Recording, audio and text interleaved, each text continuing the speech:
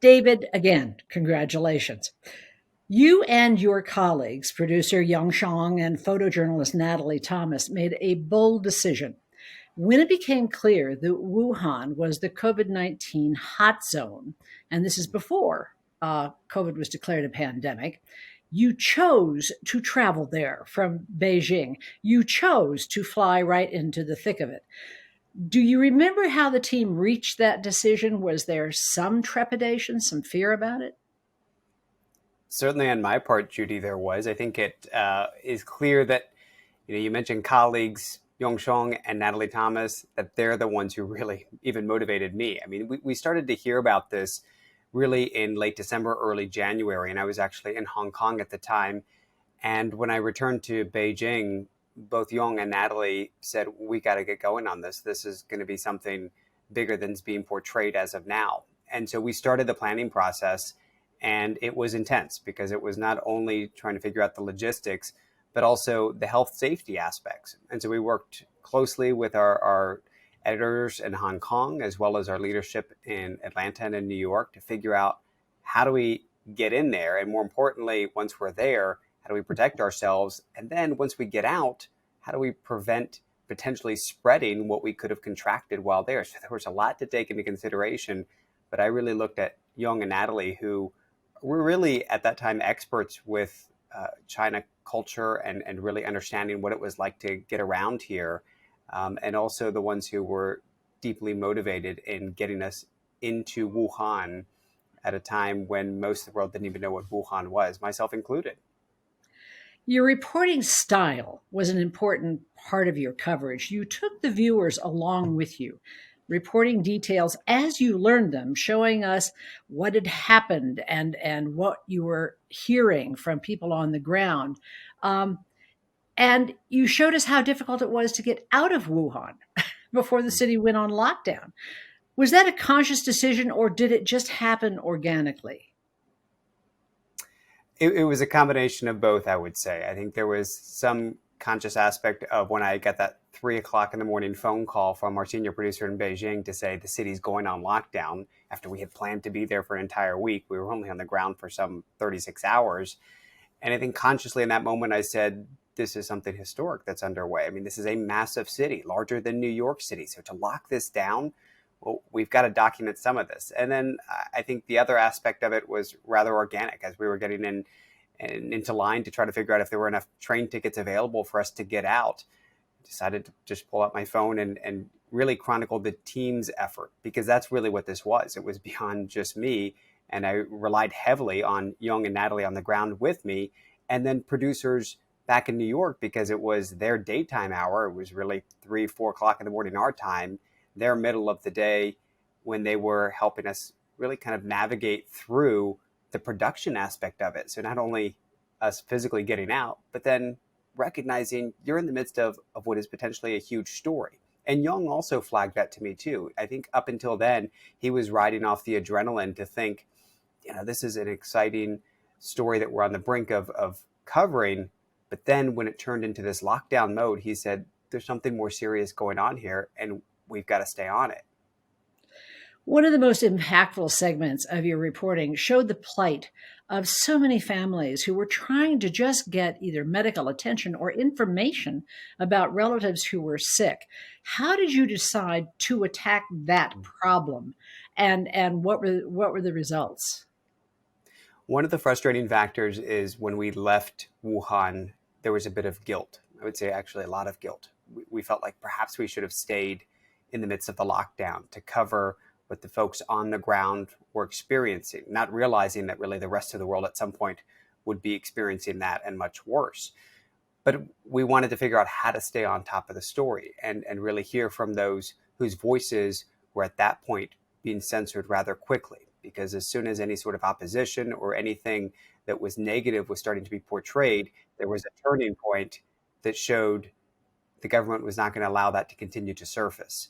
And so what we did rather quickly was started to see the concerns and this really these sad stories in a just a continuous scroll populating online. And we said, let's figure out how to tap into these and screenshot them, gather as much information as quickly as possible, knowing that those posts would likely be censored very quickly, and they in fact were. And then we decided to take the next step and say, well, let's reach out to see if the government really is, one, aware of what these individuals are going through, and two, willing to do something about it. And sure enough, when we reached out with specific names, specific cases, specific pleas for help, to the government's credit, at the local level, they stepped up and were able to get those folks some help. And we were able to check back with those individuals who said, yes, this actually worked. So at that point, it really did seem like the government was just so overwhelmed. The local hospitals and medical staff were just flooded with those desperate for help, that once we started to show individually those who needed that help and attention, they were given it. That had to be very rewarding for your whole team to see those results. Surprising too, Judy, to be honest, because you don't often see the government here necessarily responding, let alone responding with action. You were the only foreign TV network team to speak with whistleblower Dr. Li Wenyang. How did you manage to reach him in his hospital bed? I mean, was it just a regular FaceTime call? I mean, what difficulties did you face on that? And what were the most rewarding aspects of that interview? One of the things that's often overlooked in this entire outbreak and the coverage of that, Judy, is the role that local Chinese journalists played early on.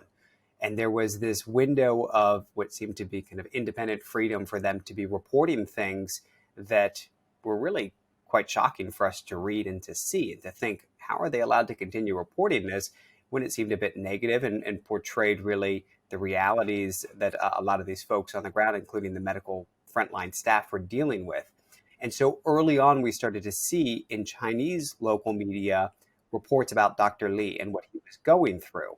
And it was on my team, Yong and Natalie, who in the midst of our quarantine, which was not, by the way, part of government policy at that point, it was our CNN leadership saying, we think you need to do 14 days away from everyone else, keep to yourselves, and do that in a hotel. Don't let anyone in or out of the room. And that's what we did. We decided to also make that an opportunity to news gather.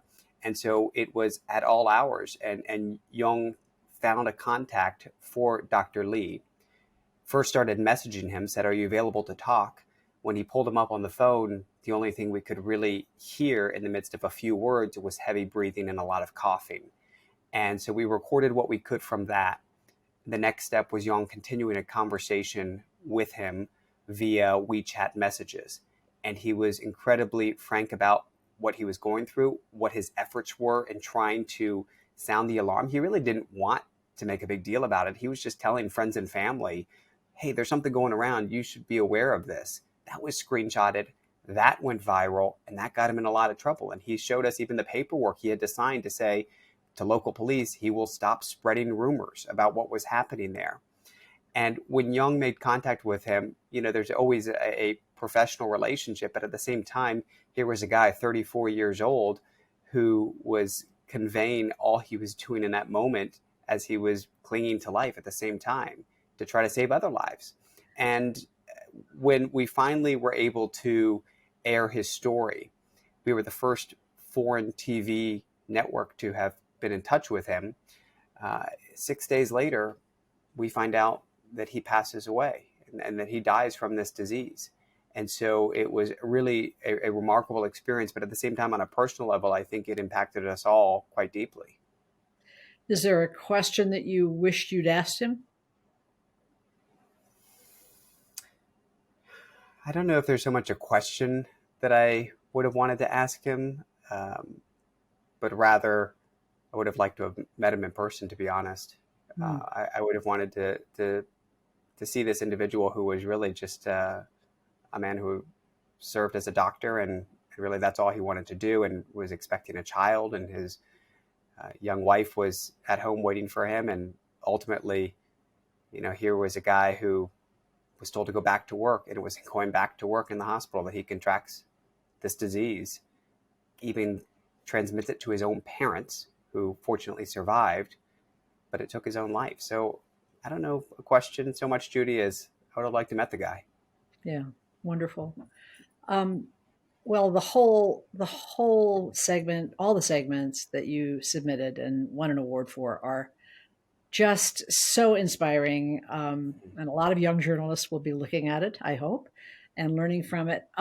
So congratulations, David, to the whole team for an outstanding series of reports.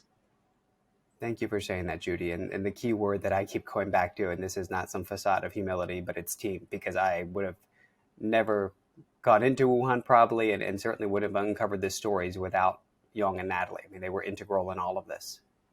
Mm-hmm. That's great. Thank you. Thank you.